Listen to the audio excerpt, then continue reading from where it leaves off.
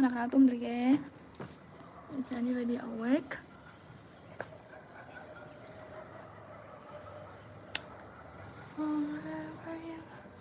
Shit, I forgot. Okay.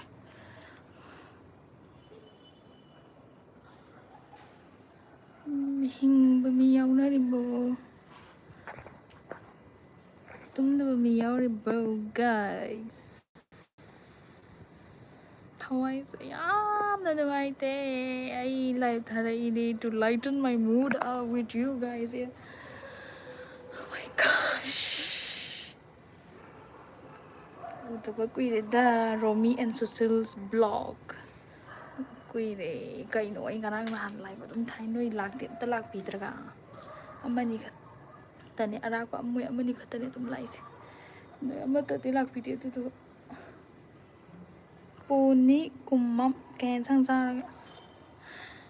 live se gya men dadre ai saksa de ya de thaza ro body ji da saksa de sa ning droi sa ning basu phau dre tumning basu tumde guys tumda di si bro tumda di si bogam tawe haban si ya ba kanam hai haba google da noi ba ai ji chung tumde hai de oro punga minute manga ma kai mu ka ai tumbi ai nungdang su tumde dugdin su tumde ai su tumde sa de kainom tawe ai kainom tawe ngau re kok sa please save me from me guys kita da zuno ka ni noi ai hinga le de ai si do khra noi yo please save me from me and my devil's mind yauri hai Rosen sang te yauzir ye kai yauzir ni tum zo ya dro nares na ram hingi hindi ngo sana thoi nga sepam nokpiri urban lokrakom hello urban kai gi no wai tri no khang de ne live sam ko chaya ba kai toi mi az gyam ta dra live se live se ma thong da khang dai ma gok te hong ni ngap loi choi ra regret ngang ta ngai re ai ba kai no ai tri no 7s gaming lu honga bu do che sa ay matang di tong lu honga bu rom hai jale ai bam ngo sing che kai gi thoi ni no khang di ni punsi hi lon chat se Như bố ina pui je blessing na te pap ni pap tomba ngom ai sak sari si hai di sa di tomba nang sa di ai tomba sa di ai karam sa dra Romy and Susil box theng na hu da boy ram ni theng na hu da boy ram ni Sara Chandra sang them hai sa thang a chipam hai CH Azmir ai de dum la eco sister lại nang dum khra lại Azmir work type of work bill gido Supreme Court na koi Musalman jingi kaino da oina support da oina right tabigra maleko alhamdulillah congratulations kunjarani kai da lai no hojik ja ai Bangalore da lai kumong mayum Barbie kai da lai no Barbie ai Disneyland da lai Bangalore da lai Rosen sang tem nang di adum ba dress set pa paksa de ko kai no thabak sa toy ne adu gi siali ne kai selo na ai phi yim tar kok ta kai salaga sam ga habjalaga pakhi hi gel polai lai dura nang na paksari jina Rosen Romy and Susus long masak phajat yamna thank you Poni ko mam kai daurage matam leli badudi kai dauraga matam leli badudi kai buno kai daur matam leli ba thabak jalaga matam leli jinga thabak jata de lebom khangti free da le adi ya ama khanjal le ba ai nokningi bo yamna haidi ko someone haidi masa makna mentally kai haitare yam suffer tau jari ba yam na overthinking ꯇꯧꯒꯟꯕ ꯑꯗꯨꯛꯀꯤ ꯃꯇꯤꯛ ꯑꯩꯈꯣꯏꯒꯤ ꯀꯣꯛꯁꯦ ꯌꯥꯗ꯭ꯔꯕ ꯃꯤ ꯑꯃꯈꯛꯅ ꯑꯩꯈꯣꯏ mental support offer ꯇꯧꯔꯤꯅꯦꯕ ꯑꯩꯒꯤ ꯆꯦꯅꯦꯜꯁꯤꯕꯨ ꯌꯦꯡꯕꯤꯕ ꯑꯩꯒꯤ ꯀꯩ ꯍꯥꯏꯅꯤ ꯁꯞꯁꯀ꯭ꯔꯥꯏꯕꯔꯁꯤꯡ ꯀꯩ ꯂꯩꯗꯅ ꯏꯟꯁꯇꯥꯗ ꯀꯩꯗ ꯑꯩꯅꯒ ꯁꯨꯝ ꯑꯗꯨꯝ ꯍꯥꯏꯗꯣ ꯑꯗꯨꯝ ꯊꯥꯔꯛꯑꯣ ꯃꯦꯁꯦꯖ ꯀꯩꯀꯩ ꯊꯥꯔꯛꯑꯣ ꯅꯨꯡꯉꯥꯏꯇꯕ ꯂꯩꯔꯁꯨ ꯋꯥꯔꯤ ꯁꯥꯟꯅꯕ ꯂꯩꯇ꯭ꯔꯁꯨ ꯑꯗꯨꯝ ꯑꯩꯁꯦ ꯑꯦꯕꯥꯏꯂꯦꯕꯜ ꯑꯗꯨꯝ ꯑꯣꯏꯅ ꯂꯩꯅꯤ ꯅꯣꯏ ꯋꯥꯔꯤ ꯁꯥꯟꯅꯕ ꯌꯥꯏ ꯈꯣꯠꯂꯦ ꯃꯦꯟꯇꯦꯜꯂꯤ ꯅꯣꯏꯗ ꯗꯤꯄ꯭ꯔꯦꯁꯟ ꯂꯥꯛꯑꯕ ꯁꯨꯏꯁꯥꯏꯗꯦꯜ ꯊꯣꯠ ꯂꯥꯛꯑꯕ ꯑꯦꯟꯖꯥꯏꯇꯤ ꯌꯥꯝꯅ ꯁꯦꯌꯔ ꯇꯧꯕ ꯂꯩꯇ꯭ꯔꯕ ꯈꯣꯠꯇ꯭ꯔꯕ ꯑꯩꯉꯣꯟꯗ ꯀꯩꯅꯣ ꯇꯧꯔꯛꯑꯣ ꯀꯥꯏ ꯍꯥꯏꯁꯦ because I know the weight of ꯀꯩ ꯍꯥꯏꯇꯥꯔꯦ ꯀꯣꯛꯀꯤ ꯃꯦꯟꯇꯦꯜꯂꯤ ꯋꯥꯕꯁꯦ ꯑꯩ ꯈꯪꯉꯦꯕ ꯑꯗꯨꯅꯅꯦꯕ ꯑꯗꯣ ꯑꯩꯗꯤ ꯌꯥꯝ ꯉꯛꯑꯦ ꯍꯥꯏꯕ ꯍꯥꯏꯗꯤ ꯏꯁꯥꯃꯛꯁꯨ ꯑꯉꯥꯎꯕ ꯑꯃꯅꯦꯕ ꯑꯉꯥꯎꯕ ꯍꯥꯏꯗꯤ ꯀꯣꯛ ꯌꯥꯝ ꯆꯥꯛꯑꯕ ꯑꯩꯈꯣꯏꯒꯤ ꯀꯣꯛꯁꯦ ꯌꯥꯝꯅ ꯑꯟꯍꯦꯜꯗꯤ ꯑꯣꯏꯔꯕ ꯃꯤ ꯑꯃꯈꯛꯅꯦꯕ ꯑꯗꯨꯗꯨꯒ ꯑꯩꯅ ꯑꯗꯨꯃꯥꯏꯅ ꯑꯃꯨꯛ ꯃꯤꯉꯣꯟꯗ ꯑꯃꯨꯛ ꯍꯦꯜꯞ ꯑꯣꯐꯔ ꯇꯧꯔꯤꯅꯦꯕ ꯒ꯭ꯔꯦꯠ ꯇꯥꯏ ꯌꯥꯝ ꯑꯟꯗꯔ ꯔꯦꯇꯦꯠ ꯑꯣꯏꯕ ꯌꯨꯇ꯭ꯌꯨꯕꯔꯅꯦ ꯅꯠꯇ꯭ꯔꯥ ꯑꯣꯚꯔ ꯔꯦꯇꯦꯠ ꯑꯣꯏꯍꯟꯕ ꯌꯥꯏꯑꯕ ꯇꯣꯡꯕ ꯑꯉꯝ ꯅꯦꯠꯁꯦ ꯍꯦꯛ ꯂꯣꯏꯈꯤꯗꯅ ꯂꯥꯏꯚ ꯅꯣꯇꯤꯐꯤꯀꯦꯁꯟ ꯂꯥꯛꯑꯦ ꯑꯩꯈꯣꯏ ꯃꯥꯗꯩ ꯍꯣꯠꯁꯄꯣꯠ ꯁꯝꯃ ꯌꯦꯡꯉꯛꯏꯅꯦ ꯑꯣ ꯃꯥꯏ ꯒꯣꯗ ꯊꯦꯡꯛ ꯌꯨ ꯁꯣ ꯃꯆ ꯑꯦꯐꯔꯠꯇꯣ ꯆꯥꯎꯕ ꯋꯥꯍꯦꯡꯕꯝ ꯆꯦꯆꯦ ꯅꯨꯡꯉꯥꯏꯔꯤꯕꯣ ꯃꯌꯦꯡ ꯇꯥꯕ ꯃꯥꯜꯂꯤ ꯈꯪꯗꯦꯅꯤꯀꯣ ꯑꯣ ꯁꯃꯨꯅ ꯃꯌꯥꯡ ꯀꯪꯗ ꯏꯔꯣꯏꯃꯨꯛ ꯆꯥꯎꯋꯦ ꯁꯃꯨꯅ ꯃꯌꯥꯡ ꯀꯪꯗꯅꯏꯔꯣꯏꯃꯨꯛ ꯆꯥꯎꯋꯦ ꯑꯗꯨꯅꯤ ꯑꯩꯅ ꯀꯪꯒꯦꯅ ꯀꯪꯉꯕꯗ ꯅꯠꯇ꯭ꯔꯥ ꯑꯁ ꯈꯪꯗꯦꯗ ꯒ꯭ꯌꯥꯟ ꯍꯥꯏꯗꯤ ꯎꯗꯕ ꯑꯩꯈꯣꯏꯗꯤ ꯍꯥꯏꯗꯤ ꯃꯤꯗꯤ ꯈꯤꯇꯪ ꯆꯥꯛ ꯀꯩꯀꯥ ꯆꯥꯗꯕ ꯇꯨꯝꯗꯕ ꯆꯥꯗꯕꯗ ꯃꯥꯏꯒ ꯆꯧ ꯀꯞꯁꯟꯗ꯭ꯔꯣ ꯃꯤꯠꯀ ꯀꯨꯠꯁꯟꯗ꯭ꯔꯣ ꯑꯩꯗꯤ ꯑꯗꯨ ꯂꯩꯇꯦ ꯆꯍꯤ ꯑꯃ ꯆꯥꯛ ꯆꯥꯗ꯭ꯔꯁꯨ ꯆꯍꯤ ꯑꯃ ꯇꯨꯝꯗ꯭ꯔꯁꯨ ꯑꯩꯗꯤ ꯃꯤꯠꯀ ꯀꯨꯠꯁꯜꯂ ꯑꯗꯨꯝ ꯁꯨꯃꯥꯏꯅ ꯂꯩꯗꯣꯏꯅꯤ ꯑꯗꯨꯕꯨꯗꯤ ꯃꯤꯅꯗꯤ ꯆꯥꯛ ꯆꯥꯔꯕꯗ ꯃꯥꯟꯕꯗꯣ ꯆꯥꯁꯨ ꯑꯩꯅ ꯍꯥꯏꯗꯤ ꯁꯤꯒꯤ ꯐꯦꯁꯁꯦ ꯀꯔꯤꯅꯣ ꯈꯪꯗꯦꯕ ꯂꯥꯏꯐꯇ ꯁꯤꯒꯤ ꯐꯦꯁꯁꯦ ꯀꯃꯥꯏꯅ ꯑꯦꯛꯁꯄ꯭ꯂꯦꯟ ꯇꯧꯗꯣꯏꯅꯣ ꯈꯪꯗꯦꯕ ꯁꯤꯒꯤ ꯃꯇꯥꯡꯁꯦ ꯌꯥꯝꯅ ꯀꯩ ꯍꯥꯏꯇꯥꯔꯦ ꯑꯩꯈꯣꯏꯒꯤ ꯐ꯭ꯔꯦꯟꯁꯨ ꯂꯩꯌꯦ ꯐꯦꯃꯤꯂꯤꯁꯨ ꯂꯩꯌꯦ ꯅꯪꯒꯤꯗꯃꯛꯇ ꯂꯣꯏ ꯂꯩꯌꯦ ꯁ꯭ꯇꯤꯜ ꯌꯥꯝ ꯂꯣꯟꯂꯤ ꯑꯣꯏꯕꯀꯣ ꯌꯥꯝ ꯂꯣꯟꯂꯤ ꯑꯣꯏꯕ ꯃꯅꯨꯡꯗꯗꯤ ꯏꯍꯥꯡ ꯍꯥꯡꯕꯗꯣ ꯄꯨꯔꯥ ꯑꯦꯝꯇꯤ ꯑꯣꯏꯕꯗꯣ ꯑꯦꯟ ꯗꯦꯟ ꯑꯁ ꯈꯪꯗꯦꯗ ꯈꯞꯅꯤꯡꯕꯁꯨ ꯈꯞꯅꯤꯡꯗꯦ ꯈꯪꯗꯦꯗ ꯒ꯭ꯌꯥꯟ ꯇꯥꯗꯦ ꯆꯥꯔꯝ ꯊꯛꯑ ꯆꯥꯛꯁꯨ ꯆꯥꯅꯤꯡꯗꯦ ꯇꯨꯝꯁꯨ ꯇꯨꯝꯅꯤꯡꯗꯦ ꯒ꯭ꯌꯥꯟ ꯇꯥꯗꯦ ꯑꯩ ꯒ꯭ꯌꯥꯟ ꯁꯨꯡꯇꯥ ꯇꯥꯗꯦ ꯅꯣꯏ ꯒ꯭ꯌꯥꯟ ꯇꯥꯎ ꯑꯗꯨꯕꯨ ꯅꯣꯏꯒꯤ ꯑꯋꯥꯕꯗꯨꯗꯤ ꯑꯩ ꯁꯔꯨꯛ ꯌꯥꯒꯅꯤ ꯑꯩꯒꯤ ꯑꯋꯥꯕꯗꯨꯗꯤ ꯅꯣꯏ ꯁꯔꯨꯛ ꯌꯥꯗ꯭ꯔꯁꯨ ꯂꯥꯏꯚ ꯊꯥꯕ ꯈꯔ ꯆꯪꯉꯛꯑꯣ ꯄ꯭ꯂꯤꯖ ꯁꯦꯞ ꯃꯤ ꯐ꯭ꯔꯣꯝ ꯁꯣꯔꯤ please save me from me ꯍꯥꯏꯁꯤꯅꯦ ꯑꯩꯅ ꯖꯣꯁꯅꯥ ꯀꯤꯠꯆꯟ ꯍꯦꯜꯂꯣ ꯁꯤꯁꯇꯔ ꯍꯥꯏ ꯖꯣꯁꯅꯥ ꯈꯝꯄꯣꯡ ꯃꯌꯨꯝ ꯕꯥꯔꯕꯤ ꯀꯥꯏꯗ ꯂꯩꯔꯤꯅꯣ ꯕꯦꯡꯒ꯭ꯂꯣꯔꯗ ꯂꯩ ꯍꯥꯏ ꯑꯗꯨꯗꯤ ꯕꯤꯗ꯭ꯌꯥꯂꯛꯁꯃꯤ ꯊꯣꯡꯉꯝ ꯔꯤꯒ꯭ꯔꯦꯠꯀꯤ ꯋꯥꯗꯤ ꯍꯥꯏꯅꯒꯨꯝꯁꯤꯗ ꯌꯥꯝ ꯆꯥꯔꯕꯖꯥꯠꯅꯤ ꯄꯨꯟꯁꯤꯁꯦ ꯑꯁꯦꯡꯕ ꯕꯤꯗ꯭ꯌꯥꯂꯛꯁꯃꯤꯀꯣ ꯁꯤꯈ꯭ꯔꯁꯤꯔꯥ ꯑꯩꯈꯣꯏꯅꯦ ꯂꯣꯏꯅꯃꯛꯇ ꯍꯤꯔꯝ ꯈꯨꯗꯤꯡꯃꯛꯇ ꯔꯤꯒ꯭ꯔꯦꯠ ꯃꯤ ꯔꯤꯒ꯭ꯔꯦꯠ ꯆꯥꯗꯕ ꯂꯩꯔꯝꯃꯣꯏ ꯑꯩꯈꯣꯏ ꯈꯛꯇ ꯑꯣꯏꯔꯝꯃꯣꯏ ꯑꯗꯒꯤꯗꯤ ꯑꯩꯈꯣꯏꯗꯒꯤ ꯍꯦꯟꯅ ꯋꯥꯕ ꯃꯤꯁꯨ ꯂꯩꯔꯝꯗꯣꯏꯅꯤ ꯅꯠꯇ꯭ꯔꯥ ꯕꯗꯟ ꯑꯁ ꯈꯪꯗꯦꯗ ꯆꯤꯟꯁꯤꯅ ꯃꯔꯣꯟ ꯑꯃ ꯌꯥꯎꯕꯒꯀꯣ ꯆꯤꯟꯁꯤꯅ ꯈꯔ ꯀꯟꯇ꯭ꯔꯣꯜ ꯇꯧꯕ ꯉꯝꯃꯒꯗꯤ ꯐꯕꯀꯣ ꯀꯣꯛꯁꯤꯅ ꯃꯔꯣꯟ ꯑꯃ ꯆꯥꯛꯂꯛꯄꯒ ꯕꯤꯗ꯭ꯌꯥꯂꯛꯁꯃꯤ ꯊꯣꯡꯉꯥꯝ ꯑꯁ ꯈꯪꯗꯦ ꯔꯤꯒ꯭ꯔꯦꯠꯀꯤ ꯍꯥꯏꯔꯗꯤ ꯌꯥꯝ ꯑꯁ ꯈꯪꯉꯦ ꯑꯁ ꯑꯗꯨ ꯇꯣꯛ ꯁꯣꯝꯗ ꯁꯤꯔꯣꯏꯅꯦ ꯕꯥꯎꯟꯁ ꯇꯧꯔꯛꯀꯅꯤꯅꯦ ꯑꯩꯗꯤ ꯏꯕꯨꯡꯉꯣ ꯂꯥꯏꯁ꯭ꯔꯝ ꯂꯥꯏꯐ ꯀꯩꯗꯧꯔꯝꯃꯒꯦ ꯏꯕꯨꯡꯉꯣ ꯂꯥꯏꯁ꯭ꯔꯝꯁꯦ ꯁꯥꯔ ꯏꯕꯨꯡꯉꯣꯔꯣ ꯀꯔꯝꯕ ꯏꯕꯨꯡꯉꯣꯅꯣ ꯇꯣꯝꯊꯤꯕꯤꯒꯤ ꯏꯕꯨꯡꯉꯣꯔꯣ ꯅꯠꯇ꯭ꯔꯒ ꯅꯣꯔꯃꯦꯜꯒꯤ ꯏꯕꯨꯡꯉꯣꯔꯣ ꯂꯥꯏꯐꯁꯦ ꯃꯊꯣꯡ ꯈꯪꯗꯦ ꯃꯀꯣꯛꯇꯩ ꯍꯧꯅꯤꯡꯉꯦ ꯍꯥꯏꯕ ꯄ꯭ꯔꯤꯟꯁ ꯕꯁꯀꯔꯠ ꯍꯥꯏ ꯇꯣꯝꯕ ꯑꯉꯣꯝ ꯑꯩ ꯂꯥꯛꯆꯔꯦ ꯍꯥꯏꯕꯅꯤ ꯁꯣꯏꯕꯅꯤ ꯃꯤ ꯑꯣ prince Bhaskar where are you from I am from Manipur ꯖꯣꯁꯅꯥ ꯀꯤꯆꯟ ꯁꯞꯄꯣꯔꯠ ꯀꯤꯖꯤꯌꯦ ꯁꯤꯁꯇꯔ ꯀꯩꯅꯣ ꯍꯤꯟꯗꯤ ꯂꯣꯟꯖꯜꯂꯛꯏꯁꯦ ꯍꯔꯤ ꯁꯤꯡ ꯄ꯭ꯂꯤꯖ ꯁꯞꯄꯣꯔꯠ ꯑꯦꯛꯁ ꯃꯨꯁꯂꯤꯝꯁ ꯍꯧꯖꯤꯛ ꯊꯕꯛ ꯆꯠꯇꯣꯏꯕ ꯍꯧꯖꯤꯛ ꯆꯠꯇꯣꯏꯅꯦ ꯍꯧꯖꯤꯛ ꯍꯦꯟꯊꯣꯏ ꯃꯌꯥꯡꯂꯝꯕꯝ ꯆꯦ ꯑꯅꯟꯗꯤꯒꯤ ꯋꯥꯊꯤꯁꯤꯗꯅꯤ ꯁꯤ ꯅꯨꯡꯉꯥꯏꯔꯤꯁꯦ ꯋꯥꯊꯤ ꯅꯠꯇꯦꯃꯤ ꯍꯦꯟꯊꯣꯏ ꯅꯪꯕꯣ ꯍꯦꯟꯊꯣꯏ ꯅꯪꯁꯨ ꯇꯨꯃꯤꯟ ꯀꯞꯄꯤꯗꯣ ꯈꯪꯉꯕ ꯅꯪ ꯍꯧꯖꯤꯛ ꯋꯥꯈꯜ ꯌꯥꯝ ꯅꯨꯡꯉꯥꯏꯇ꯭ꯔꯤꯗꯣ ꯍꯥꯏꯐꯝ ꯇꯧꯐꯝ ꯈꯪꯗ꯭ꯔꯤꯗꯣ ꯑꯩꯁꯨ ꯈꯪꯉꯕ ꯑꯕꯨꯡꯉꯣ ꯏꯖꯥꯍꯁꯂꯦꯖꯤ ꯑꯩꯒꯤ ꯆꯕꯤ ꯑꯗꯨ ꯍꯥꯏꯕ ꯌꯥꯗ꯭ꯔꯦ ꯍꯧꯖꯤꯛꯇꯤ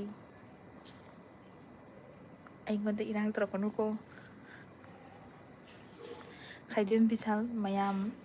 ꯃꯌꯥꯝ ꯌꯥꯡ ꯀꯪꯊꯔꯦ ꯀꯪꯊꯗꯦꯗ ꯍꯌꯦꯡ ꯀꯪꯊꯔꯛꯄꯁꯨ ꯑꯣꯏꯁꯅꯨ ꯏꯁꯣꯔꯒꯤ ꯀ꯭ꯔꯤꯄꯥꯗꯒꯤ ꯃꯔꯝꯗꯤ ꯗ꯭ꯔꯦꯁ ꯑꯝꯇ ꯆꯥꯗꯕꯒꯤ ꯑꯋꯥꯕꯒꯤꯅꯤꯀꯣ ꯑꯩꯅ ꯍꯥꯏꯁꯦ ꯑꯗꯨꯒ ꯏꯁꯥ ꯀꯩꯀꯥ ꯋꯥꯕ ꯈꯣꯠꯄ ꯑꯗꯒꯤꯗꯤ ꯌꯥꯝ ꯍꯅꯨꯁꯟꯕꯗꯣ ꯆꯍꯤꯒ ꯆꯥꯟꯅꯗꯅ ꯅꯣꯏ ꯆꯦꯆꯦ ꯀꯧꯏ ꯃꯌꯥꯝꯗꯣ ꯑꯩꯉꯣꯟꯗ ꯍꯟꯕꯗꯤ ꯍꯅꯨꯕ ꯃꯌꯥꯝ ꯌꯥꯎꯔꯝꯗꯣꯏꯅꯤ ꯀꯥꯏ ꯌꯥꯝꯗꯣꯏꯅꯤ ꯑꯩꯗꯤ ꯁꯨꯃꯥꯏꯅ ꯁꯨꯝ ꯅꯣꯛꯑꯦ ꯌꯥꯝ ꯈꯤꯒꯠꯂꯤ ꯊꯕꯛ ꯆꯠꯂꯁꯨ ꯊꯕꯛ ꯃꯐꯝꯗ ꯑꯣꯏꯔꯁꯨ ꯑꯃ ꯑꯣꯏꯔꯁꯨ ꯃꯤ ꯅꯍꯥꯟ ꯉꯔꯥꯡ ꯑꯣꯏ ꯃꯥꯜꯂꯦ ꯏꯃꯥꯟꯅꯕꯤ ꯃꯌꯨꯝꯗ ꯆꯥꯛ ꯆꯥꯕ ꯆꯠꯂꯤ ꯀꯣꯏꯕ ꯆꯠꯂꯤ ꯂꯥꯏꯚ ꯊꯥꯕꯗꯣ ꯅꯣꯏ ꯎꯕ ꯈꯔꯗꯤ ꯈꯪꯉꯝꯅꯤꯕ ꯑꯁ ꯑꯣꯇꯣ ꯇꯣꯡꯉꯦꯀꯣ ꯈꯤꯒꯠꯄꯗ ꯑꯩꯈꯣꯏ ꯋꯥꯔꯤ ꯁꯥꯟꯅ ꯏꯃꯥꯟꯅꯕꯤ ꯑꯩꯈꯣꯏꯅꯤ ꯈꯛꯇꯅꯤ ꯅꯣꯛꯄꯗꯅꯦ ꯇ꯭ꯔꯥꯐꯤꯛꯀꯤ ꯉꯥꯏꯍꯥꯛ ꯆꯤꯟꯕꯩ ꯈꯥꯝꯕꯗ ꯍꯥꯏꯗꯤ ꯒꯥꯔꯤ ꯃꯈꯣꯟ ꯀꯩꯀꯥꯁꯨ ꯃꯌꯥꯝ ꯊꯣꯛꯏ ꯅꯠꯇ꯭ꯔꯥ ꯑꯗꯨꯐꯥꯎꯗꯅꯦ ꯃꯤꯁꯦ ꯂꯣꯏ ꯌꯦꯡꯉꯛꯑꯕꯅꯦ ꯍꯥꯏꯕ ꯈꯪꯉꯕ ꯑꯗꯨꯒ ꯑꯣꯇꯣ ꯗ꯭ꯔꯥꯏꯚꯔꯁꯤꯅ ꯆꯩꯔꯛꯑꯕ ꯃꯦꯝ ꯄ꯭ꯂꯤꯖ ꯅꯣꯏ ꯑꯗꯨꯃꯥꯏꯅ ꯂꯥꯏꯠ ꯌꯥꯝ ꯂꯥꯡꯃꯜꯂꯦ ꯈꯣꯠꯂꯦ ꯃꯤ ꯃꯥꯡꯗꯤ ꯏꯀꯥꯏꯁꯦ ꯄꯪꯅꯣꯛꯇ ꯅꯣꯛꯑ ꯄꯪꯂꯩ ꯂꯩꯕꯗꯣ ꯌꯦꯡꯕꯗꯗꯤ ꯌꯥꯝ ꯊꯤ ꯅꯨꯡꯉꯥꯏꯕ ꯑꯋꯥꯕꯒ ꯑꯗꯨꯝ ꯂꯩꯇꯕ ꯃꯥꯟꯕꯗꯣ Study with Ravina. Sister, you have a good sense of humor and living it down to reality. I really enjoyed watching your videos. Thank you so much. Any compliments, any good words mean so much right now. Afaba wahai wata kitang nungaiba nushiba puning thokpa loimag welcome tawzari. I really need those. Hosik. Set over pakte haiba saro o haiba set over pakte haiba saro. Kay hai no gyan tadi. Set over saro ara. Poni kumam. Iche adugi aigi ai IG da message tharake nopagi awaba ama leire iche na pautakar pibiyo tharo ma ai nupi obi ni uri poni ai tharo inao kana kai hai tharo da chi leiji state sister leiji Vandana Sharma East or West India is the best. So sorry Samu amta haige Samu amta haige na GPA number lai bada tro aigi nasana khang tawro Puni kumam pung kya dai thawak jadone che ai ngai ne hojik like 20 minutes muk le de kep la ni dui nga matam do khal le me bai ngona du ge ai live tha ga ne sum yang wai sana ga hai kitang energy ji kai hai ta energy ji kitang hapsan ge na chak chingai da ko kitang mut se like tam tor no myam ge interact tor kan da chat ge na tradi I don't have the strength.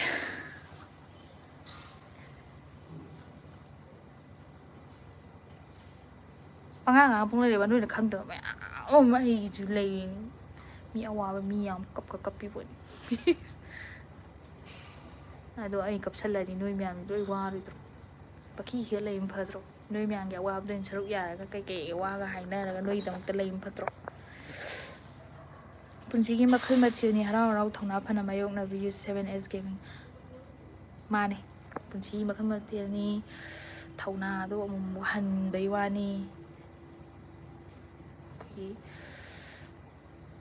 punsi da di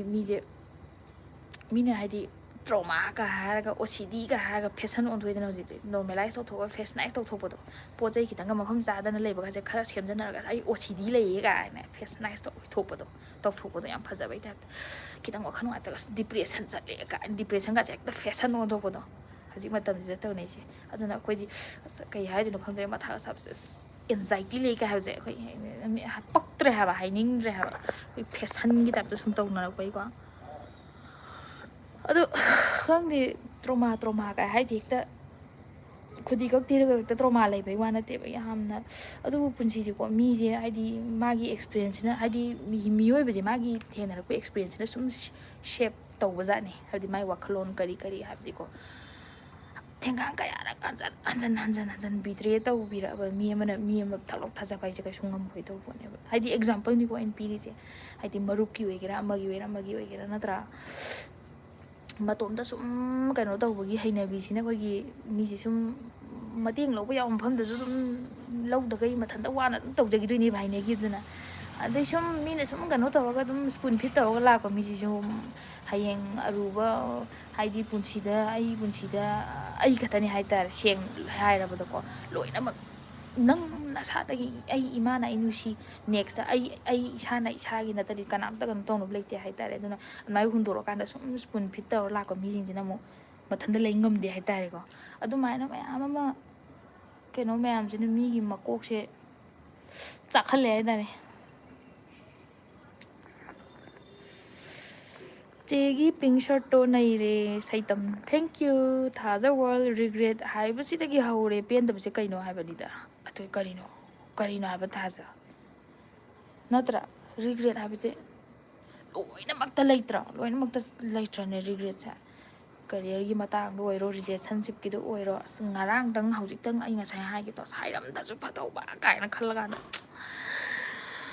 ꯀꯣꯟꯁꯤꯀ꯭ꯋꯦꯟꯁꯇꯣ ꯍꯥꯏꯗꯤ ꯈꯜꯍꯧꯗꯕꯗꯣ but sometimes ꯑꯗꯨꯗꯨꯅ ꯑꯩꯈꯣꯏꯒꯤ ꯀꯩꯅꯣ experience ꯍꯥꯏꯇꯥꯔꯦꯀꯣ ꯃꯊꯪꯗꯗꯤ ꯈꯪꯍꯧꯋꯤꯗꯅ ꯄꯣꯠꯇꯣ ꯁꯤꯅꯤ ꯑꯗꯣ learning experience ꯑꯣꯏꯅ ꯑꯗꯣ ꯍꯟꯖꯟ ꯁꯣꯏꯖꯟꯕꯁꯤꯗꯅꯦ ꯁꯣꯏꯔꯤꯁꯦ ꯂꯔꯟ ꯇꯧꯍꯧꯗ꯭ꯔꯒꯗꯤꯀꯣ ꯑꯁꯣꯏꯕ ꯁꯤ ꯇꯧꯔꯝꯗ꯭ꯔꯒꯗꯤ ꯍꯥꯏꯕꯁꯦ ꯃꯊꯪꯗꯁꯨ ꯑꯃꯨꯛ ꯍꯜꯂꯒ ꯑꯗꯨꯝ ꯇꯧꯕꯗꯣ ꯑꯗꯅꯦꯕ ꯁꯣꯏꯔꯤꯁꯦ ꯍꯥꯏꯗꯤ ꯉꯥꯛꯄꯤ ꯍꯩꯕ ꯊꯥꯖꯕ ꯃꯤꯁꯦ ꯂꯩꯗꯅꯀꯣ ꯑꯁ ꯗꯤꯁ ꯇꯥꯏꯝ ꯍꯟꯗꯛꯇꯤ ꯗꯤꯐ꯭ꯔꯦꯟ ꯑꯣꯏꯔꯝꯃꯅꯤꯒ ꯈꯟꯕꯗꯣ ꯑꯗꯨ ꯑꯗꯨꯝ ꯑꯣꯏꯔꯝꯗꯕꯗꯣ ꯑꯗꯒꯤꯗꯤ ꯃꯤꯅ ꯑꯗꯩꯗꯤ ꯀꯔꯝ ꯍꯥꯏꯕꯤꯒꯦ ꯅꯣꯏꯁꯤ ꯂꯩꯁꯥꯕꯤ ꯄꯥꯈꯪꯅ ꯃꯌꯥꯝ ꯌꯥꯎꯔꯝꯅꯤꯀꯣ ꯑꯗꯒꯤꯗꯤ ꯃꯌꯥꯝ ꯄ꯭ꯔꯣꯕ꯭ꯂꯦꯝ ꯂꯩꯕ ꯃꯌꯥꯝ ꯌꯥꯎꯔꯝꯅꯤ ꯁꯦꯄꯔꯦꯇꯦꯠ ꯀꯔꯤ ꯀꯣꯝꯄ꯭ꯂꯤꯀꯦꯇꯦꯠ ꯑꯗꯒꯤꯗꯤ ꯗꯤꯚꯣꯔꯁ ꯑꯗꯨꯁꯨ ꯃꯌꯥꯝ ꯌꯥꯎꯔꯝꯅꯤꯀꯣ ꯍꯥꯏꯒꯦꯕ ꯂꯥꯏꯛ ꯑꯗꯨꯅ ꯂꯣꯏꯅꯃꯛ those are not the end of life end of things ꯀꯣ ꯃꯌꯥꯝ ꯂꯩꯔꯤ you can restart again you can revive again ꯅꯪ if you fall down if you fell ꯑꯗꯨꯝ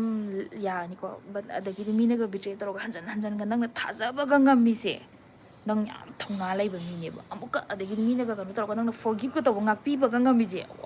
ꯌꯥꯝ ꯊꯤ ꯊꯧꯅꯥ ꯂꯩꯈ꯭ꯔꯖꯥꯠꯅꯤ ꯑꯗꯩ ꯅꯪꯅ ꯀꯩꯅꯣꯝꯃ ꯌꯥꯅꯤꯡꯗꯕ ꯑꯃ ꯑꯁ ꯅꯪ ꯇꯩꯗꯣ ꯑꯩ ꯌꯥꯅꯤꯡꯗꯦ ꯀꯥꯏ ꯍꯥꯏꯕ ꯉꯝꯃꯤꯁꯦ ꯀꯟꯐ꯭ꯔꯟ ꯇꯧꯕ ꯉꯝꯃꯤꯁꯦ ꯑꯁ ꯌꯥꯝ ꯀꯔꯦꯖ ꯑꯃ ꯆꯪꯈ꯭ꯔꯖꯥꯠꯅꯤꯀꯣ ꯑꯁꯤꯁꯦ ꯍꯥꯏꯅꯤꯡꯉꯦ ꯃꯌꯥꯝꯗ ꯑꯩꯒꯤ ꯂꯥꯏꯚ ꯌꯦꯡꯕꯤꯕ ꯃꯌꯥꯝꯗ ꯍꯧꯖꯤꯛ ꯀꯥꯏ ꯂꯩꯕꯤꯒꯦꯆꯦ ꯑꯐ꯭ꯔꯤꯀꯥ ꯑꯣꯀ꯭ꯔꯝ ꯑꯩ ꯕꯦꯡꯒ꯭ꯂꯣꯔ ꯂꯩꯌꯦ ꯔꯣꯖꯦꯟ ꯁꯥꯔꯥꯡꯊꯦꯝ ꯄꯣꯛ ꯌꯥꯝ ꯂꯥꯞꯕ ꯃꯥꯜꯂꯤꯗ ꯅꯪꯒꯤꯗꯣ ꯔꯣꯖꯦꯟ ꯋꯥꯊꯤ ꯉꯥꯡꯀꯅꯨꯀꯣ ꯁ꯭ꯋꯥꯏꯗ ꯇꯦꯂꯨꯒꯨ ꯇ꯭ꯔꯥꯚꯦꯂꯔ ꯍꯥꯏꯕꯗꯤ ꯑꯇꯣꯞꯄ ꯀꯩꯅꯣ ꯃꯌꯥꯝ ꯌꯥꯎꯔꯤꯀꯣ ꯀꯩꯅꯣ ꯇꯧꯕꯅꯣ ꯁꯅꯥꯇꯣ ꯑꯉꯥꯡ ꯅꯣꯅꯤꯕꯂꯥ ꯂꯣꯏꯇꯝꯒꯣꯝ ꯁꯦꯠ ꯑꯣꯏꯔꯤꯕ ꯃꯤꯁꯤꯅ ꯃꯔꯣꯟ ꯑꯃ ꯆꯦ ꯊꯕꯛ ꯆꯠꯇꯣꯏꯅꯦ ꯍꯥꯏꯕ ꯑꯗꯨꯒꯤ ꯅꯥꯟꯅ ꯂꯣꯏꯁꯤꯜꯂꯒꯅꯦ ꯍꯥꯏꯕ ꯁꯦꯠ ꯑꯣꯏꯔꯤꯁꯦ ꯑꯗꯨꯁꯨ ꯐꯤꯒ ꯅꯥꯟꯅ ꯁꯨꯊꯔꯒ ꯐꯧꯊꯔꯒ ꯈꯪꯉꯕ ꯃꯄꯥꯟꯁꯤꯗ ꯂꯦꯞꯄꯒꯅꯦ ꯍꯥꯏꯕ ꯑꯩꯅ ꯁꯦꯠ ꯑꯣꯏꯔꯤꯁꯦ ꯂꯥꯏꯐ ꯁꯝ ꯁꯦꯠ ꯑꯣꯏ ꯑꯩꯒꯤ ꯀꯣꯛ ꯆꯥꯛꯄ ꯑꯩꯒꯤ ꯀꯣꯛꯄ ꯆꯥꯛꯁꯦ ꯈꯪꯕ ꯃꯤ ꯈꯔ ꯂꯥꯛꯑꯦ ꯁ꯭ꯋꯥꯏꯗꯀꯣ ꯑꯩꯈꯣꯏ ꯏꯆꯦ ꯅꯣꯅꯤꯕꯂꯥ ꯂꯣꯏꯇꯣꯡꯕ ꯑꯩꯈꯣꯏ ꯇꯣꯝ ꯇꯤꯚꯤ ꯀꯣ ꯑꯐꯥꯎꯕ ꯅꯨꯄꯤ ꯑꯃꯈꯛ ꯂꯥꯛꯑꯦ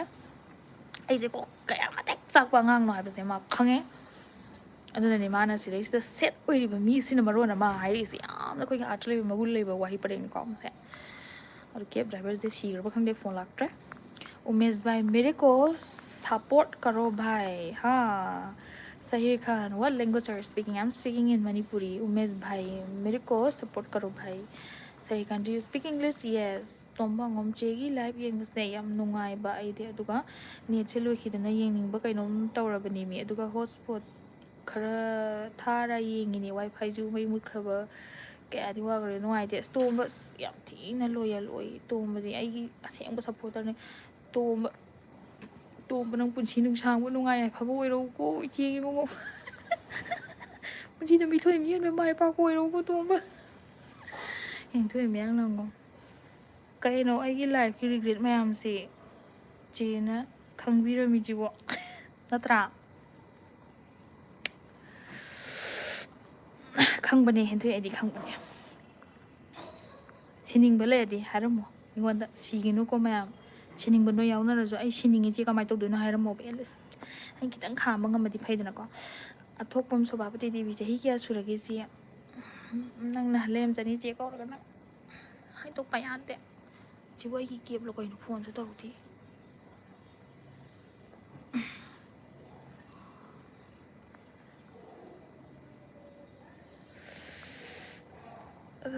ꯕꯤꯖꯌꯂꯛꯁꯃꯤ ꯊꯣꯡꯉꯝ ꯏꯆꯥꯁꯨ ꯌꯥꯎꯁꯜꯂꯦ ꯑꯗꯨꯅ ꯃꯊꯣꯡ ꯃꯔꯝ ꯈꯪꯗ꯭ꯔꯦ ꯄꯨꯟꯁꯤꯁꯦ ꯊꯕꯛ ꯐꯪꯉꯦ ꯇꯣꯛꯑꯦ ꯏꯆꯥ ꯁꯦꯟꯅꯔꯒ ꯏꯃꯨꯡ ꯃꯀꯨꯞ ꯃꯇꯥꯏ ꯇꯧꯔꯒ ꯂꯩꯔꯤꯕꯁꯤ ꯄꯨꯟꯁꯤ ꯑꯣꯏꯔ ꯃꯥꯜꯂꯦ ꯑꯁ ꯕꯤꯗ꯭ꯌꯥꯂꯛꯁꯃꯤ ꯅꯪꯒꯤ ꯋꯥꯍꯩꯁꯦ ꯇꯤꯡ ꯂꯥꯎꯕ ꯐꯥꯎꯋꯦꯍꯦ ꯑꯦꯠꯂꯤꯁ ꯅꯪꯒꯤꯗꯣ ꯑꯩꯉꯣꯟꯗ ꯋꯥꯔꯅꯤꯡ ꯑꯃꯗꯧꯅꯁꯨ ꯐꯥꯎꯋꯦ ꯑꯗꯨꯒ ꯑꯩ ꯔꯤꯂꯦꯠ ꯇꯧꯕꯁꯨ ꯉꯝꯃꯦ ꯑꯩ ꯈꯤꯇꯪ ꯉꯥꯏ ꯍꯥꯏꯕꯗꯤ ꯑꯗꯨꯒꯤ ꯁꯤꯆꯨꯋꯦꯁꯟꯗꯣ ꯇꯥꯗꯧꯕꯀꯣ ꯕꯠ ꯗꯦꯟ ꯃꯨꯟꯅ ꯈꯟꯒꯗꯧꯅꯦ ꯍꯥꯏꯇꯥꯔꯦ ꯂꯥꯏꯐꯁꯦ ꯑꯩꯈꯣꯏ ꯀꯩꯁꯨ ꯂꯩꯇꯅ ꯉꯥꯏꯍꯥꯛꯇꯪꯒꯤ ꯐꯥꯒꯤ ꯐꯔꯥꯡꯒꯤ ꯇꯥꯏꯞꯇꯀꯣ ꯌꯥꯝ ꯈꯟꯈ꯭ꯔꯦ ꯌꯥꯝ ꯁꯣꯏꯈꯔꯦ ꯅꯣꯏꯁꯨ ꯁꯣꯏꯕ ꯃꯌꯥꯝ ꯂꯩꯈ꯭ꯔꯦ ꯑꯩꯁꯨ ꯃꯌꯥꯝ ꯁꯣꯏꯈ꯭ꯔꯦ ꯅꯪ ꯁꯤ ꯀꯣꯃꯦꯟ ꯄꯤꯔꯛꯏꯁꯦ ꯌꯥꯝ ꯐꯩ ꯂꯩ ꯐꯩ ꯍꯥꯏꯕꯗꯤ ꯅꯪꯒꯤ ꯑꯋꯥꯕꯗꯨꯗ ꯑꯩ ꯅꯨꯡꯉꯥꯏ ꯍꯥꯏꯕ ꯅꯠꯇꯕꯀꯣ ꯑꯗꯨꯅꯤ ꯅꯪꯁꯨ ꯌꯦꯡꯉꯣ ꯔꯤꯒ꯭ꯔꯦꯠ ꯆꯠꯄ ꯃꯌꯥꯝ ꯂꯩꯔꯝꯗꯣꯏꯅꯤ ꯕꯠ ꯑꯃꯔꯣꯝꯗ ꯄ꯭ꯔꯣꯁ ꯂꯩꯔꯗꯤ ꯀꯣꯟꯁ ꯂꯩ ꯑꯐꯕ ꯂꯩꯔꯗꯤ ꯐꯠꯇꯕ ꯂꯩ ꯅꯠꯇ꯭ꯔꯥ ꯑꯗꯨ ꯍꯣꯡꯕ ꯌꯥꯔꯣꯏꯗꯕ ꯍꯟꯕ ꯌꯥꯔꯣꯏꯗꯕ ꯑꯗꯣ ꯍꯟꯕ ꯌꯥꯔꯣꯏꯗꯕ ꯍꯥꯏꯕꯁꯦ ꯂꯩꯗꯤ ꯂꯩꯇꯦꯀꯣ ꯆꯠꯅꯕꯤ ꯍꯥꯏꯕꯁꯦ ꯁꯃꯥꯖꯇ ꯁꯦꯝꯕꯅꯤ ꯃꯤꯑꯣꯏꯕꯅ ꯁꯦꯝꯕꯅꯤ ꯃꯤ ꯅꯣꯛꯅꯒꯅ ꯆꯍꯤ ꯀꯌꯥ ꯅꯣꯛꯅꯅꯤ ꯅꯠꯇ꯭ꯔꯥ ꯑꯩ ꯄꯨꯟꯁꯤ ꯆꯨꯞꯄꯒꯤ ꯀꯞꯄ ꯋꯥ ꯂꯩꯗꯨ ꯁꯔꯨꯛꯄꯨꯗꯤ ꯗꯤꯁꯤꯖꯟ ꯑꯗꯨꯝ ꯂꯧꯕ ꯌꯥꯏ ꯑꯃꯨꯛ ꯍꯟꯕ ꯌꯥꯗꯦ ꯍꯥꯏꯕ ꯂꯩꯇꯦ ꯑꯗꯨꯕꯨ ꯅꯪꯅ ꯂꯥꯏꯛ ꯑꯩ ꯍꯟꯕ ꯉꯝꯃꯔꯣꯏ ꯍꯥꯏꯇꯥꯔꯒꯗꯤ ꯅꯪ ꯑꯗꯨꯗ ꯑꯗꯨꯝ ꯑꯦꯗꯖꯁ ꯇꯧꯔꯀꯥꯟꯗ ꯑꯗꯨꯗ ꯍꯦꯄꯤꯅꯦꯁ ꯊꯤꯕ ꯇꯥꯕ ꯑꯗꯨꯗ ꯖꯣꯏ ꯊꯤꯕ ꯇꯥꯕ ꯅꯪ ꯅꯠꯇ꯭ꯔꯥ ꯄꯣꯖꯤꯇꯤꯕ ꯑꯣꯏꯕ ꯅꯦꯒꯦꯇꯤꯕ ꯃꯌꯥꯝ ꯌꯣꯝꯃꯁꯨ ꯅꯪ ꯄꯣꯖꯤꯇꯤꯕ ꯑꯃ ꯑꯅꯤ ꯊꯤꯗꯣꯛꯑꯒ ꯑꯗꯨꯗꯩꯗꯨꯗ ꯅꯪ ꯄꯦꯟꯊꯣꯛꯆꯕ ꯇꯥꯕ ꯅꯠꯇ꯭ꯔꯥ ꯏꯕꯨꯡꯉꯣ ꯂꯥꯏꯁ꯭ꯔꯝ ꯀꯩ ꯃꯊꯦꯜꯅ ꯍꯥꯎꯔꯤꯒꯦ ꯈꯪꯗꯦꯗ ꯆꯥꯗꯕ ꯀꯨꯏꯔꯦꯗ ꯅꯨꯡꯁꯤꯠ ꯈꯔ ꯆꯥꯛ ꯑꯗꯨꯕꯨ ꯃꯥꯜꯂꯣꯏꯗꯕꯅꯤꯅ ꯄꯛꯑꯣꯏꯗꯕꯅꯤꯅ ꯑꯩꯁꯦ ꯍꯥꯏꯗ꯭ꯔꯕ ꯁꯒꯣꯜ ꯍꯋꯥꯏ ꯊꯣꯡꯒꯦꯅ ꯁꯒꯣꯜ ꯍꯋꯥꯏ ꯈꯔꯗꯤ ꯂꯩꯔꯛꯑꯦ ꯑꯗꯣ ꯇꯟꯗꯅ ꯑꯗꯨꯝ ꯇꯣꯛꯈ꯭ꯔꯦ ꯐ꯭ꯔꯤꯖ ꯀꯩꯀꯥꯁꯨ ꯂꯩꯇꯕꯅꯤꯅꯀꯣ ꯂꯦꯟꯈꯣ ꯍꯥꯎꯂꯥꯏ ꯂꯞ ꯐ꯭ꯔꯣꯝ ꯁꯥꯏꯀꯨꯜ ꯏꯕꯦꯝꯃ ꯊꯦꯡꯀ꯭ꯌꯨ ꯔꯟꯖꯤꯇꯥ ꯑꯦꯂꯪꯕꯝ ꯋꯥꯎ ꯁꯤꯁꯇꯔꯒꯤ ꯂꯥꯏꯐ ꯊꯦꯡꯅꯔꯦ ꯋꯥꯎꯁꯜꯂꯛꯑꯦ ꯁꯃꯔꯦꯟꯗ꯭ꯔ ꯍꯤꯗꯝ ꯍꯥꯏ ꯃꯅꯤꯆꯟꯗ꯭ꯔ ꯄꯨꯈ꯭ꯔꯝꯕꯝ ꯏꯁꯩ ꯑꯃꯇ ꯁꯛꯂꯛꯑꯣ ꯏꯁꯩꯁꯦ ꯊꯣꯛꯇ꯭ꯔꯦ ꯅꯣꯏ ꯑꯗꯨꯃꯥꯏꯅ ꯍꯥꯏꯖꯤꯜꯂꯗꯤ ꯊꯣꯛꯇꯦ ꯍꯥꯏꯕ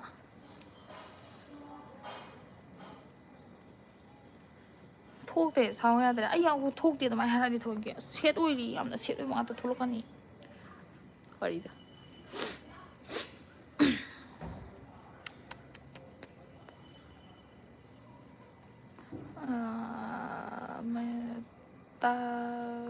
ꯂꯥꯏꯁ꯭ꯔꯝ ꯆꯨꯝꯃꯤ ꯆꯨꯝꯃꯤ ꯌꯥꯝ ꯊꯤꯅ ꯄꯦꯄꯦ ꯆꯦ ꯅꯟꯗꯤ ꯍꯥꯏ ꯄꯦꯄꯦ ꯀꯩ ꯃꯊꯦꯜ ꯆꯥꯔꯒꯦ ꯆꯦ ꯆꯥꯛꯒ ꯆꯥꯗ꯭ꯔꯤꯗ ꯗꯤꯄꯛ ꯚꯠ ꯍꯥꯏ ꯈꯣꯝꯔꯥꯝ ꯁꯔꯤꯀꯥ ꯌꯥꯝ ꯆꯨꯝꯈ꯭ꯔꯦ ꯅꯪꯒꯤ ꯋꯥꯐꯝꯁꯤꯡꯁꯦ ꯆꯨꯝꯕꯅꯤ ꯃꯤ ꯁꯔꯤꯀꯥ ꯅꯨꯄꯤꯁꯤꯡꯒꯤ ꯑꯁ ꯅꯣꯏ ꯃꯌꯥꯝ ꯈꯟꯕꯗꯣ ꯍꯦꯟꯅ ꯋꯥꯏꯗ ꯑꯩꯁꯦ ꯃꯅꯤꯄꯨꯔꯒꯤ ꯋꯥꯔꯗꯦꯟ ꯑꯩꯅ ꯑꯃꯨꯛ ꯑꯣꯏꯔꯁꯤꯔꯥ ꯈꯪꯗꯦ ꯅꯨꯡꯉꯥꯏꯕ ꯋꯥꯔꯤ ꯁꯥꯁꯦ ꯀꯔꯤ ꯋꯥꯔꯤ ꯁꯥꯁꯤꯒꯦ ꯃꯅꯤꯆꯟꯗ꯭ꯔ ꯁꯤꯜꯀꯤ ꯁꯥꯄꯝ ꯄꯥꯡꯅꯨꯡꯗ ꯅꯨꯡꯁꯤꯆꯦ ꯅꯪꯁꯦ ꯑꯁ ꯑꯩ ꯅꯨꯄꯤꯗ ꯅꯨꯡꯁꯤ ꯍꯥꯏꯔꯛꯄꯁꯦ ꯅꯨꯡꯁꯤꯕ ꯂꯩꯇ꯭ꯔꯦ ꯒꯔꯜ ꯄꯋꯔ ꯀꯥꯏꯗ ꯍꯥ ꯅꯨꯄꯤꯗ ꯁꯞꯄꯣꯔꯠ ꯇꯧꯕꯁꯦ ꯍꯥꯏꯗꯤ ꯑꯅꯝꯕꯅꯀꯣ ꯑꯩ ꯀꯩꯅꯣ ꯍꯥꯏꯒꯦ ꯅꯨꯄꯤꯁꯤꯡꯁꯦ ꯚꯤꯗꯤꯑꯣꯗꯁꯨ ꯃꯌꯥꯝ ꯊꯣꯛꯏꯗꯅꯀꯣ ꯗ꯭ꯔꯦꯁ ꯃꯥꯟꯅꯕꯒ ꯈꯤꯇꯪꯒ ꯁꯦꯠꯂꯛꯄꯁꯦ ꯑꯁ ꯃꯥꯏ ꯗ꯭ꯔꯦꯁꯁꯦ ꯍꯥꯏꯗꯤ ꯂꯩꯗꯅ ꯑꯩꯈꯣꯏꯗꯤ ꯁꯨꯃꯥꯏꯅ ꯇꯧꯅꯩꯗꯅ ꯑꯗꯨꯏ ꯃꯍꯨꯠꯇ ꯋꯥꯎ ꯗ꯭ꯔꯦꯁ ꯃꯥꯟꯅꯩꯌꯦ ꯆꯞ ꯃꯥꯟꯅꯕ ꯁꯦꯠꯂꯦ ꯅꯪꯒꯤꯗꯨꯁꯨ ꯑꯗꯨ ꯐꯖꯩꯌꯦ ꯋꯥꯎ ꯑꯗꯨꯗꯣ ꯀꯣꯝꯄ꯭ꯂꯤꯃꯦꯟ ꯄꯤꯅꯧꯕ ꯌꯦꯡꯉꯣ ꯅꯨꯄꯥꯅ ꯐꯖꯩꯀꯣ ꯍꯥꯏꯕꯗꯤ ꯅꯨꯄꯤꯅ ꯐꯖꯩꯀꯣ ꯍꯥꯏꯕꯁꯤꯅ ꯅꯨꯄꯤꯗ ꯍꯦꯟꯅ ꯊꯧꯅꯥ ꯍꯥꯞꯄꯅꯦ ꯍꯥꯏꯕ ꯍꯥꯏꯗꯤ ꯋꯥꯔꯤꯗꯣ ꯀꯩꯗꯧꯗꯣꯏꯅꯣ ꯑꯦꯅꯤꯃꯤ ꯑꯣꯏꯅꯔꯒ ꯅꯠꯇ꯭ꯔꯥ ꯑꯗꯒꯤꯗꯤ ꯑꯩꯈꯣꯏꯒꯤ ꯁꯨꯃꯥꯏꯅ ꯌꯨꯇ꯭ꯌꯨꯕꯇꯒ ꯊꯣꯛꯄ ꯃꯌꯥꯝꯗꯒ ꯃꯃꯥꯡꯗꯒ ꯊꯣꯛꯄꯗꯒ ꯑꯩꯈꯣꯏꯒꯤ ꯑꯩꯗꯤꯅꯦ ꯍꯥꯏꯗꯤ ꯅꯨꯄꯥ ꯅꯨꯡꯁꯤꯗꯦ ꯍꯥꯏꯕ ꯅꯠꯇꯦꯀꯣ ꯑꯩ ꯁꯨꯝ ꯖꯦꯟꯗꯔ ꯑꯃꯈꯛꯇ ꯑꯩꯅ ꯏꯝꯄꯣꯔꯇꯦꯟꯁ ꯄꯤꯕ ꯋꯥ ꯅꯠꯇꯦꯀꯣ ꯑꯩꯗꯤ ꯍꯥꯏꯗꯤ ꯅꯨꯡꯁꯤꯔꯛꯇꯕꯁꯨ ꯁꯨꯝ ꯌꯥꯏ ꯍꯥꯏꯗꯤ ꯁꯨꯝ ꯊꯦꯡꯅꯔꯛꯄꯁꯤꯡꯁꯦ ꯁꯨꯝ ꯅꯨꯄꯥꯁꯤꯡꯁꯦ ꯁꯨꯝ ꯑꯐꯕ ꯁꯨꯝ ꯊꯦꯡꯅꯔꯛꯇ꯭ꯔꯒꯗꯤ ꯅꯨꯄꯥ ꯍꯥꯏꯕ ꯖꯤꯕꯁꯦ ꯑꯩꯅ ꯁꯨꯝ ꯍꯦꯠ ꯇꯧꯈꯤꯕꯁꯨ ꯌꯥꯏꯀꯣ ꯑꯗꯨꯕꯨ ꯋꯥꯔꯤꯗꯣ ꯐꯥꯒꯤ ꯇꯧꯕꯅꯦ ꯅꯨꯡꯁꯤ ꯍꯥꯏꯕ ꯅꯨꯄꯤꯅ ꯅꯨꯄꯤꯅ ꯆꯦ ꯈꯪꯗꯦ ꯅꯨꯡꯁꯤ ꯍꯥꯏꯕ ꯅꯨꯄꯤꯗ ꯁꯨꯃꯥꯏꯅ ꯍꯥꯏꯔꯛꯄꯁꯦ ꯑꯩ ꯌꯥꯝ ꯅꯨꯡꯁꯤ ꯍꯥꯏꯕ ꯑꯩ ꯌꯥꯝ ꯄ꯭ꯔꯥꯎꯠ ꯑꯣꯏꯖꯩ ꯍꯥꯏꯗꯤ ꯑꯩꯒꯤ ꯚꯤꯗꯤꯑꯣ ꯀꯩꯀꯥꯗ ꯊꯥꯏꯅꯗꯩ ꯁꯨꯝ ꯑꯩꯅ ꯍꯧꯔꯛꯄꯗꯒꯤ ꯍꯥꯏꯇꯥꯔꯦ ꯅꯨꯄꯤ ꯑꯅꯝꯕꯅ ꯅꯨꯄꯤ ꯉꯥꯛꯇꯁꯨ ꯌꯦꯡꯉꯤ ꯅꯨꯄꯤꯅ ꯁꯞꯄꯣꯔꯠ ꯌꯥꯝ ꯇꯧꯋꯤ ꯑꯩ ꯌꯥꯝ ꯍꯔꯥꯎꯋꯦ ꯑꯗꯣ ꯑꯁꯦꯡꯕ ꯁꯞꯄꯣꯔꯠꯅꯦꯅ ꯑꯩꯅ ꯂꯧꯋꯦ ꯍꯥꯏꯕ ꯑꯩ ꯌꯥꯝ ꯍꯔꯥꯎꯋꯦ ꯍꯥꯏꯕ ꯅꯨꯡꯁꯤꯌꯦꯕ ꯅꯣꯏ ꯃꯌꯥꯝꯁꯦ ꯔꯣꯖꯦꯟ ꯁꯥꯡꯇꯦꯝ ꯀꯥꯟꯗꯦ ꯁꯣꯔꯠ ꯚꯤꯗꯤꯑꯣ ꯅꯝꯃꯛꯑꯣ ꯉꯥꯏꯔꯦ ꯋꯦꯇꯤꯡ ꯀꯩꯅꯣꯝ ꯇꯥꯔꯛꯈ꯭ꯔꯦ ꯑꯣꯠꯇ ꯀꯩꯅꯣꯝ ꯇꯥꯔꯛꯈ꯭ꯔꯦ ꯃꯊꯛꯇꯒꯤ ꯒꯥꯏꯁ ꯎꯍꯧꯕ꯭ꯔꯣ ꯍꯧꯖꯤꯛꯀꯤꯗꯣ ꯋꯥꯌꯔ ꯅꯣꯝꯃ ꯂꯩꯔꯦ ꯇꯨ ꯀꯩꯅꯣꯝ ꯊꯥꯔꯛꯑꯦ ꯑꯃꯣꯠꯄ ꯍꯨꯟꯗꯣꯔꯛꯏꯔꯁꯨ ꯈꯪꯗꯦ ꯊꯤꯃꯥꯏ ꯀꯣꯟꯁꯤꯟꯁꯤꯗꯤ ꯌꯣꯅꯦꯛꯁ ꯃꯥꯔꯤꯊꯦꯝ ꯍꯥꯏ ꯄꯦꯄꯦꯁꯦ ꯀꯩ ꯊꯕꯛ ꯇꯧꯔꯤꯅꯣ ꯑꯩ ꯑꯗꯨꯝ ꯀꯣꯔꯄꯣꯔꯦꯠꯀꯤꯅꯤꯗ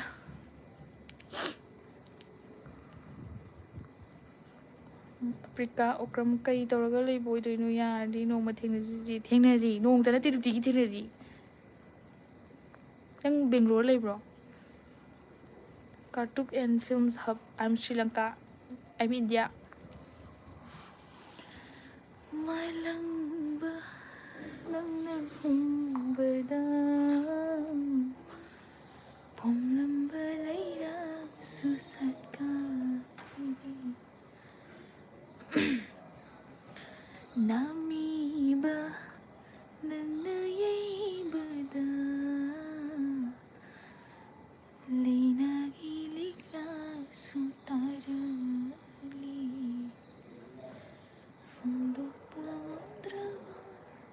silky sabam nupaga saunarubagi kapubada ngai saunagadabi ka saunadadi kaino saunahudadi pangnong nusina ledi noi chenthogadi luhongthogadi kain tabano siba ngina kasu saunagadoni kaino nupaga saunadana kana saunado higa saunagadro saunau ibim saunau silky nupa je saunanabane haiba saunau haiba sauna yengadoni masi yabra yamuna khangadoni ko silky bema saunaragane nayum panginu ko aina haigadawa noni bala loitong bom hojikta pop pop tarakpani we can restart everything be positive natra se we can restart everything mi na ngang hai ma mi di tu ngang na do le ra bana ha ba se natra mi di ma ha zu ngang na ni o ha zu ngang na ni tu ngang na ni ha ba mi jing di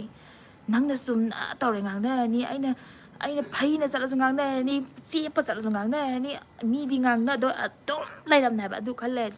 ai kap ta ba moi na nong ta ma nang cha na lai tra ba si kobi ma che chim cha ro cheng cha ram cha ro pir ka dam na ti ha ba account ko paisa amta yaudra male nang zero lei male balance so tara ta kapira ke ka paktu na te ma wa lau te to tabu hoji kwai de maru is ke no mentally strong or mo thau tai ai je yam na ai cha bak su yam na mentally weak oi je ni ko no I don't have it adu ne has it you can restart you can rebuild from scratch makok ta ki loi ho bi yai soidaba kanamta leite laiba bo mi sabda soi sidi kono ni du fudo o taw jin kono nam thona u yo taw I thunga de chala thumure mai si chu matang sa da mut ki ha ba khoi ma gi phone ju net 90% yori moi ju 31 khak ngai ri ai di ba to ma jam no ngai tomba aina paisa paira kana nangi da makta aina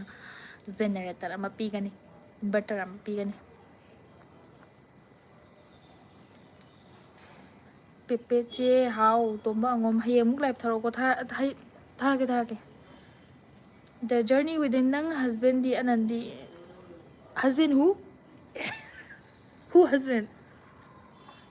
do you see any husband here no let's not talk about that adu wai sana gumse ai wai sana ji kari no nang na mi ato pusale itu ko hengthoi me ala bon se pun se am soi re sak hek tokpa sak saning de nung thil hek tum bora kan nong dang to ya the bu si jing ri ne yo ma ne ba natra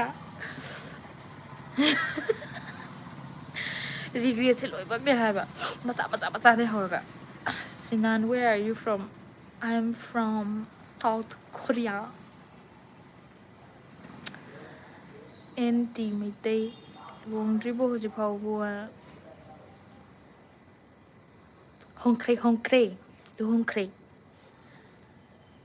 Sinan you're so cute thank you Vidasmi thongam ai gi nupana support phani am tawrasu imungi ahan na bu yadraba upai leite isagi kumai yengaga penthokpa tammi bani punsi se thenga kandana hele haukiba mayam duni singa sai Vidyalakshmi asam nungsi Vidyalakshmi ji puli nungsi raba mala ai gi wari ji da thenga itom da lai raba sikla aba tumin lai wakhan jang khala ani nungara roi plus ima lai ba jingidi kano tawani ko ima lai traba jingidi spuni nungsirani nupi jingje yo ningon ga matom da yauja ba jingje nangna phauram doi da hoji khange ha ba upai di leita I understand tawi Vidyalakshmi nangna phauram doi but anyways thauna layu natra kaidawni nungai thokpa tamji kari tawraga ai wakhanje nungai gani kari tawraga di hena gano tawni ahla mana yada bai ju kayamuk maram sa daba thabok no moina yada je khoti ja habi ju akhoi ju mioi bani wakhan khan ma ngami bani sak to smain tawraga na ton dari hukte dana haina hui dana yada papa sana khan ma ngami bani na akhoi ju aina sima smain tawga ha ga moina yada je kayamuk aina haisina lali moina haisina kyam sumi haba poto khalla kan da khoju decision logadamni natra nongmati loi si dong atani ai war ka da ai khatani haiba scam khalunu se haram ba khani nang gi awa tangkhai ma ai wabi gi pubi ga de hai roi ba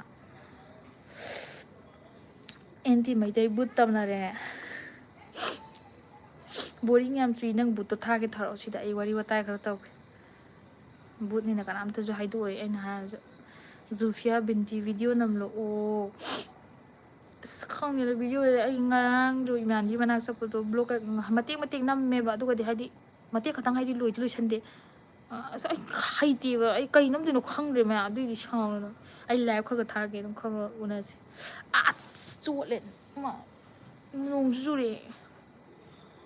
journey wedding okay ꯄꯣꯅꯤꯒꯨꯝꯕ ꯑꯅꯣꯞꯇꯣ ꯑꯝꯇ ꯂꯧꯊꯣꯔꯛꯑꯣ ꯏꯆꯦꯒꯤ ꯁꯛꯐꯝꯁꯦ ꯑꯅꯣꯞ ꯎꯞꯇꯕꯤꯗ ꯎꯗ꯭ꯔꯦ ꯑꯩ ꯑꯅꯣꯞ ꯎꯞꯇꯗꯤ ꯅꯣꯏꯒꯤ comment ꯎꯔꯔꯣꯏꯌꯦ ꯑꯩ ꯌꯥꯝ ꯍꯩꯅꯗꯤ ꯁꯛꯁꯦ ꯀꯩꯅꯣ ꯃꯥꯜꯂꯦ ꯀꯩꯀꯩ ꯌꯥꯝ ꯃꯥꯟꯗ꯭ꯔꯦ ꯁꯥꯔꯤ ꯑꯩ ꯑꯅꯣꯞ ꯎꯞꯇꯗꯤ ꯁꯨꯡꯎ ꯎꯗꯦ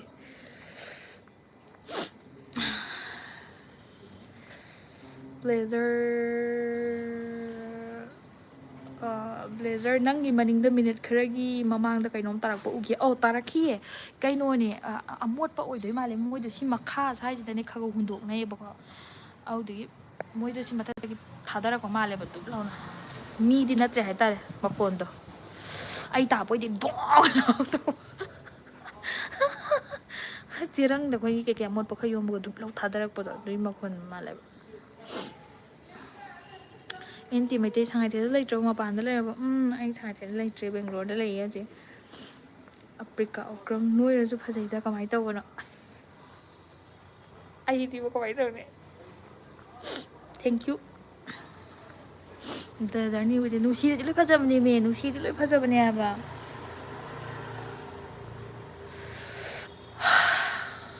ꯇꯣꯡꯕ ꯑꯉꯝ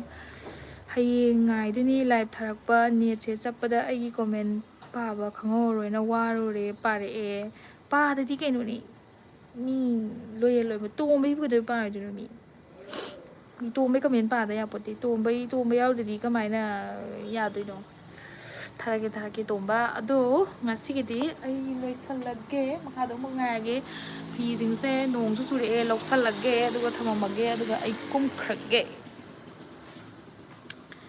ꯅꯪꯅ ꯁꯥꯎꯕ ꯌꯦꯡꯅꯤꯡꯉꯤ ꯍꯣ ꯎꯞꯄꯤ ꯑꯃ ꯀꯔꯤꯅꯣ ꯅꯪꯒꯤꯁꯦ ꯊꯥꯒꯠꯂꯦꯔꯣ ꯅꯪ ꯎꯁꯤꯠꯇꯕ ꯃꯥꯜꯂꯦ ꯑꯩꯉꯣꯟꯗ ꯈꯣꯡꯗꯥꯝ ꯁꯔꯤꯀꯥ ꯂꯥꯏꯚ ꯇꯣꯏꯅ ꯊꯥꯕꯤꯔꯛꯑꯣ ꯅꯪꯅ ꯋꯥ ꯉꯥꯡꯕꯁꯦ ꯌꯥꯝ ꯇꯥꯕ ꯅꯨꯡꯉꯥꯏꯌꯦ ꯊꯥꯖꯔꯛꯀꯦ ꯁꯔꯤꯀꯥ ꯂꯥꯛꯄꯤꯌꯨ ꯅꯣꯏ ꯃꯌꯥꯝ ꯑꯩ ꯂꯥꯏꯚ ꯇꯣꯏꯅ ꯊꯥꯖꯔꯛꯀꯦ ꯋꯥꯔꯤ ꯋꯥꯇꯥꯏ ꯇꯧꯁꯤ ꯔꯣꯁꯅꯤ ꯊꯣꯛꯆꯣꯝ ꯆꯦ ꯑꯅꯟꯗꯤ ꯍꯥꯎꯅꯦ ꯂꯨꯡꯆꯦ ꯅꯥ ꯁꯀꯜ ꯅꯥ ꯑꯀꯜ किसको बोल रहा बे same to you anti Meitei ꯃꯄꯥꯟꯗ ꯂꯩꯔꯤꯕꯣ ꯅꯤꯅꯦꯁꯦ ꯁꯉꯥꯏꯊꯦꯜꯗ ꯂꯩꯇ꯭ꯔꯕꯣ ꯄꯥꯎ ꯄꯥꯕ ꯇꯣꯛꯑꯦ ꯍꯧꯖꯤꯛꯇꯤ ꯄꯥꯎ ꯄꯥꯕ ꯌꯥꯏ ꯀꯩꯅꯣ ꯑꯩꯅ ꯄꯥꯅꯤꯡꯗꯕꯩ ꯃꯤꯟꯁ ꯄꯥꯎ ꯄꯥꯕ ꯇꯟꯕꯩ ꯅꯠꯇꯕ ꯍꯥꯏꯗꯤ ꯁꯨꯝ ꯋꯦꯠ ꯀꯩꯀꯥ ꯃꯌꯥꯝ ꯍꯦꯟꯒꯠꯂꯛꯄ ꯈꯣꯠꯄ ꯑꯗꯩꯗꯤ ꯁꯨꯝ ꯑꯩꯁꯨ ꯁꯨꯝ ꯀꯦꯃꯦꯔꯥꯗ ꯊꯣꯛꯄꯗꯣ ꯇꯤꯚꯤꯗ ꯊꯣꯛꯄꯗꯣ ꯌꯥꯝꯅ ꯀꯣꯟꯐꯤꯗꯦꯟꯁ ꯌꯥꯝ ꯂꯩꯔꯛꯇꯕ ꯈꯣꯠꯇꯕ ꯑꯗꯨꯒꯤ ꯑꯗꯒꯤꯗꯤ ꯍꯥꯏꯗꯤ ꯏꯔꯥꯡ ꯀꯩꯀꯩ ꯇꯧꯕꯩ ꯅꯨꯡꯗꯥꯡꯗ ꯆꯠꯄ ꯈꯣꯠꯄ ꯑꯩ ꯏꯇꯣꯝꯇ ꯑꯗꯨꯝ ꯀꯩꯅꯣ ꯇꯧꯔꯝꯃꯤꯅꯤ ꯆꯠꯂꯝꯃꯤꯅꯤ ꯁꯉꯥꯏꯊꯦꯜꯗꯩꯅ ꯀꯋꯥ ꯇꯥꯅ ꯁꯉꯥꯏꯊꯦꯜꯗꯩꯅ ꯇꯤꯗꯤꯝ ꯇꯥꯅ ꯑꯩ ꯑꯗꯨꯝ ꯆꯠꯂꯤꯅꯤ ꯅꯨꯡꯗꯥꯡ ꯕꯥꯔꯣ ꯇꯦꯔꯣ ꯑꯩ ꯃꯥꯄꯟ ꯅꯤꯐꯨꯉꯥꯒꯤ ꯄꯥꯎ ꯄꯥꯕ ꯂꯣꯏꯔꯛꯄꯗ ꯇꯔꯥꯃꯥꯊꯣꯏ ꯃꯈꯥꯏ ꯕꯥꯔꯣ ꯑꯗꯨꯝ ꯇꯥꯏꯅꯤ ꯆꯠꯂꯝꯃꯤꯅꯤ ꯑꯗꯨ ꯄꯥꯎꯗꯤ ꯁꯤꯗ ꯄꯥꯔꯁꯨ ꯌꯥꯏ ꯏꯪꯂꯤꯁꯀꯤ ꯄꯥꯎ ꯄꯥꯔꯁꯨ ꯌꯥꯏ ꯑꯗꯨꯝ ꯌꯥꯕꯨꯗꯤ ꯌꯥꯏꯌꯦ ꯑꯗꯨꯕꯨ ꯀꯩ ꯍꯥꯏꯇꯥꯔꯦ ꯑꯃꯨꯛꯇ ꯑꯩꯒꯤ ꯃꯌꯥꯝ ꯇꯧꯕꯤꯁꯦ ꯑꯩ ꯍꯥꯟꯅ ꯃꯌꯥꯝ ꯇꯧꯔꯝꯃꯦꯕ ꯑꯗꯣ ꯒ꯭ꯌꯥꯟ ꯇꯥꯅ ꯄꯨꯟꯁꯤꯁꯦ ꯈꯤꯇꯪ